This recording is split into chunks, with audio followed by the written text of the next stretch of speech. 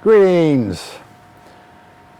You've clicked play on this video because you need some information about putting bearings and installing a hub on a lot of GM vehicles. The vehicle that I'm working on right now is 2007 Classic, not that it makes any difference, but the AAM, American Axle Manufacturing, 11.5 inch rear axle.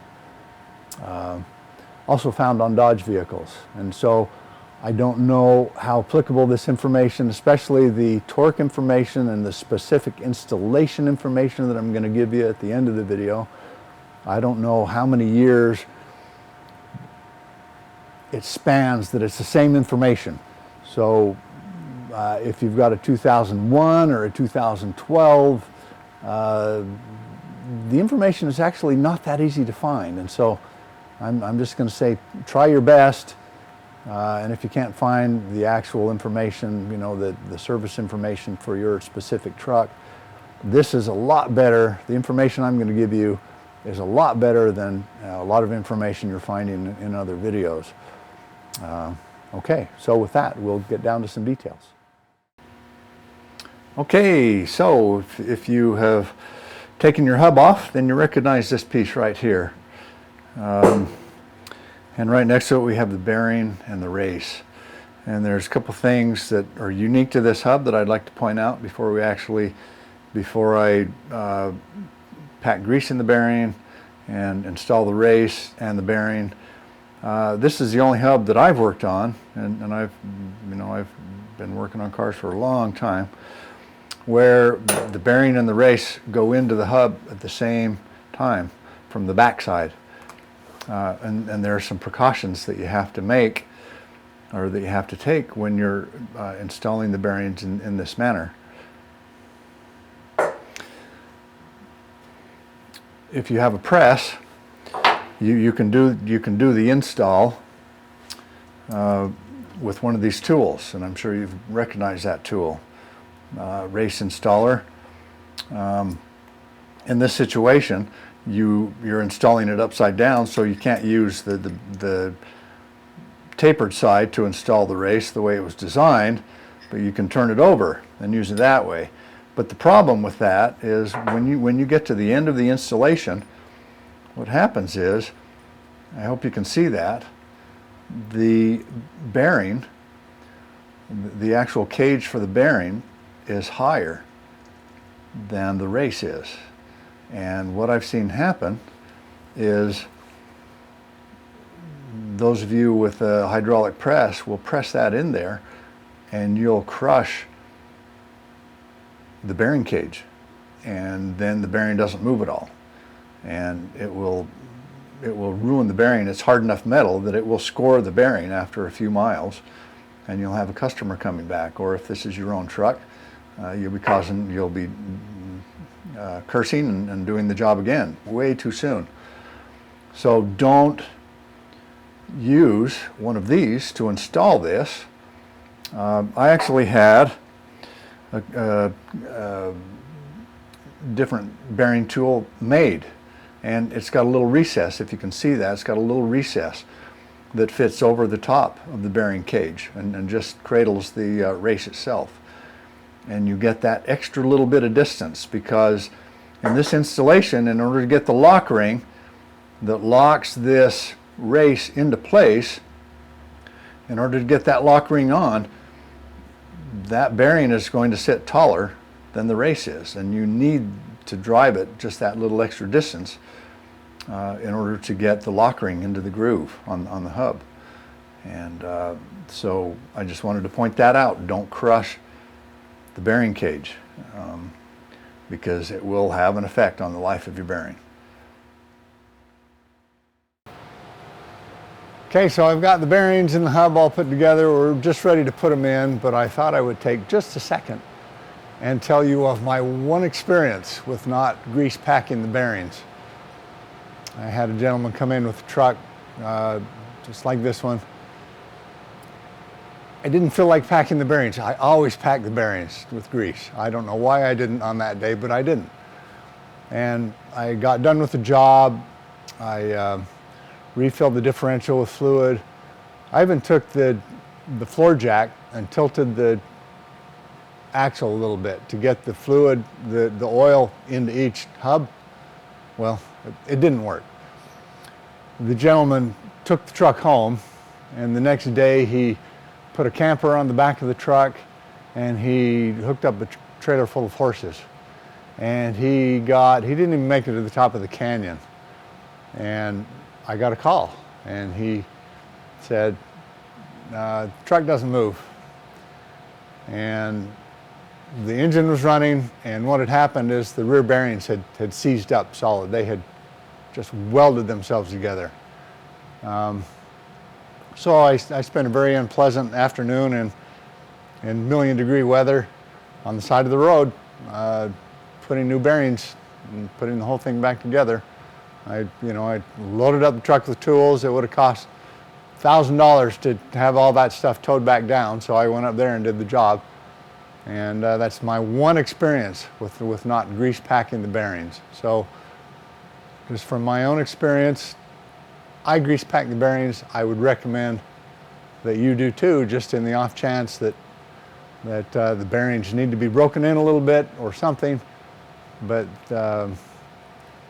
that's just my advice. Okay, on to the hub. I've drawn a picture, cutaway view of the hub with the outer bearing and race, and you can see right here that would be the groove for the retaining ring. And when you're driving when you're driving the race down over the top of the bearing, you want to drive it far enough that you can get a full installation of your retaining ring.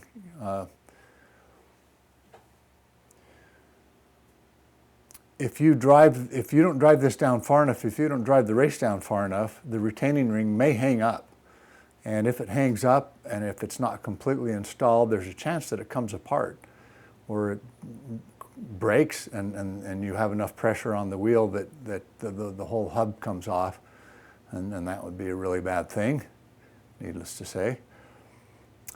I like to verify that the retaining ring is fully seated in here. I take my retaining ring pliers and actually slide it back and forth to make sure there's no dragging or no friction between, that it's not touching on the race at all. And to drive it past there, to have enough room, is not a problem, because in the installation procedure, the torquing procedure, there's two purposes to the torquing procedure. One of them is to drive this race and the bearing back up against the retaining ring here, and the other one is to drive the whole hub onto the spindle, the seal. Sorry, the backside will have a seal right here. You'll drive that onto the spindle, and it'll be driving this way, and the bearing will be driven this way through the torquing procedure, and I'll show that to you next.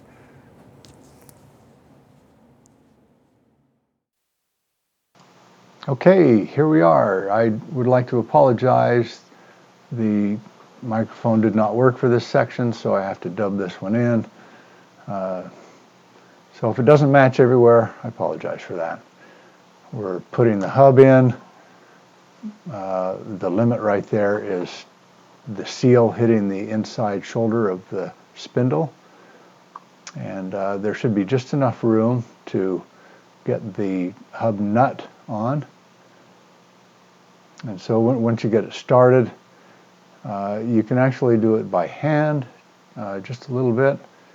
It will feed to a point where you really it gets too hard to do it by hand, and then you need to put a wrench on it. A torque wrench would be appropriate when you get to the wrenching part.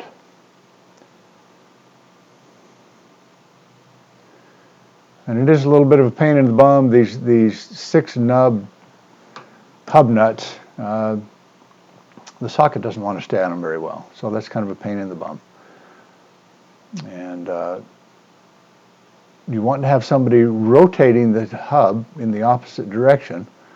And this is the process that actually drives the outer race and outer bearing up against the retaining ring. And it also is driving the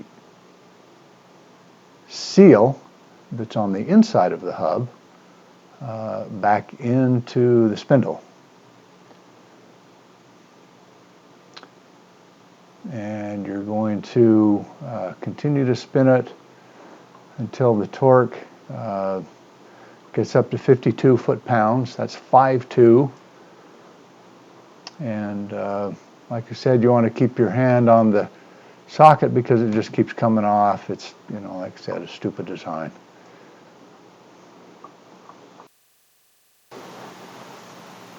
Be patient in the process. It just takes, it takes a little bit of time.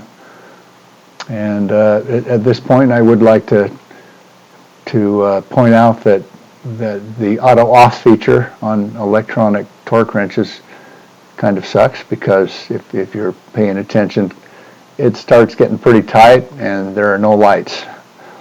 And so I'm going to notice that fact. I'm going to turn the torque wrench back on momentarily, and we'll finish torquing it up. Luckily, there were still a few pounds left to go, and so I didn't have to redo it, but redoing it is not that big a deal anyway. So back up to 52 foot-pounds, and some brilliant person in years gone by has calculated that that's how much torque is needed to drive the bearing and the race in and to drive the seal on without damaging either one or without going too far. And the process now, or the procedure now, is to actually undo the spindle nut. And I always, on torque wrenches, if you have an electronic torque wrench, you want to turn the this torque setting up a little bit. And so you'll undo the nut, and you will release the pressure completely. You want to undo that nut until it's just completely loose. And we will. I'll change the position of the camera, and I will talk about the procedure for actually securing the nut.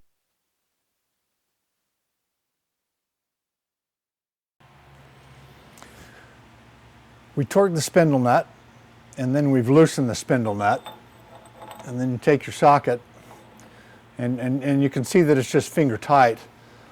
And what you want to do is I like to put a little bit of pressure on the hub itself, because the bearings want to separate just a little bit, and you can feel right when it tightens up easier when you put a little pressure on the hub.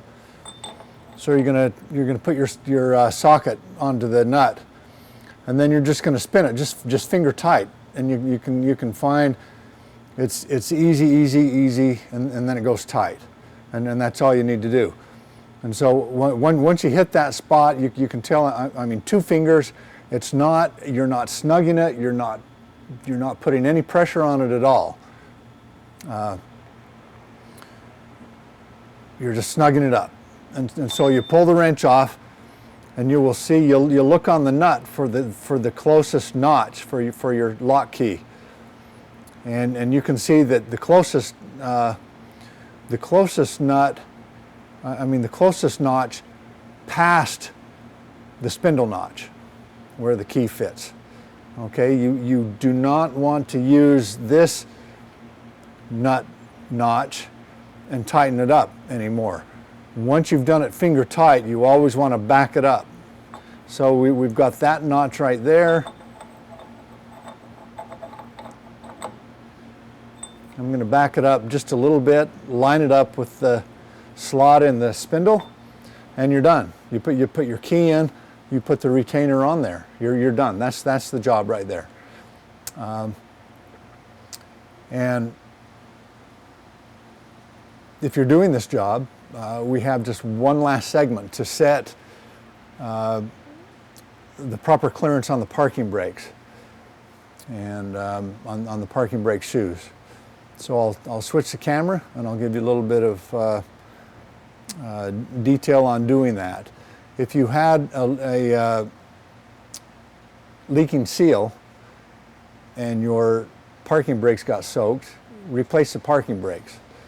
You can't clean out the oil, and it makes a difference in how well the parking brakes work. So if you're doing this much work, replace the parking brakes if they got oil on them. And I'll switch the camera one more time. I'll show you how to adjust the brakes, the brake shoes to give you maximum parking brake pressure, and we'll be done.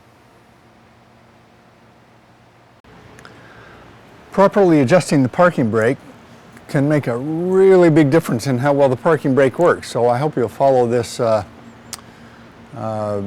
procedure for setting them up properly. You've got the star adjuster, the mechanism, and on this this is the passenger side of the truck. So on this side it's on the top, on the other side it's on the bottom. But what you'll do is you'll adjust it out, make that adjusting mechanism wider. Do it a couple full rotations, put the drum on, make sure it fits. Keep doing that until the drum drags. And you want to do that for both sides. And when you get both drums dragging, go and set the parking brake. Make sure you have the drums on. Go set the parking brake and release it, and then come back out.